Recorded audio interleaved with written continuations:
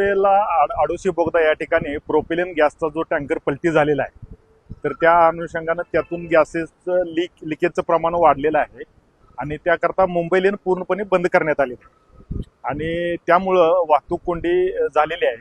तर पुणा लेनची जी बाजू आहे ते पूर्ण खालापूर टोल प्लाझा इथपर्यंत वाहतूक कोंडी गेलेली आहे। जी पुण्याची बाजू आहे तर ती पूर्णपणे 10 ते 12 किलोमीटर लांब गेलेली आहे वाहतूक कोंडी।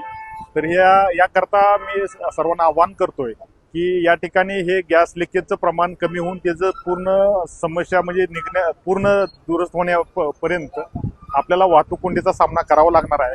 याकरता मुंबईला जाणारी जी पुण्याहून जी वाहतूक आहे ती जर तामिनी घाट मार्गे जर मुंबई आणि त्यासोबत इकडून कर्जत मार्गे थोडक्यात जर मुंबईला ठाणेकडे जर वाहतूक चालू केली तर निश्चितपणे त्याचा फायदा होणार आहे आणि शक्यतो या ठिकाणी वाहतूक कोंडी आणखी थोडे तास चालण्याची शक्यता आहे। NDRF टीम आणि त्यानंतर इथं जे अपघातग्रस्तांच्या मदतीसाठी जी टीम आणि त्यासोबत BPCL टीम हे तिन्ही टीम या ठिकाणी कार्यरत आहेत। त्यांच्याकडनं शर्थीचे प्रयत्न चालू आहेत। लवकरात लवकर याचं समस्या सुटू शकेल अशी अपेक्षा व्यक्त करतो।